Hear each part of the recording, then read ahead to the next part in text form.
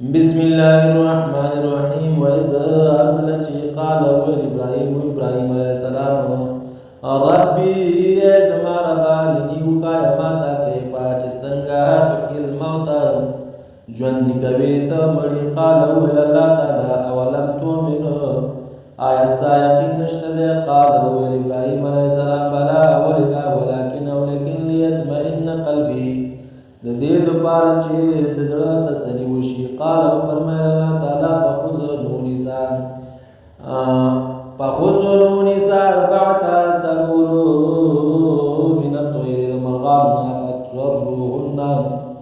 پس بلد کراوی لیکا دزان سرا ثم جعل بیا کیتا علا کل جبل بہر غرباتی منهن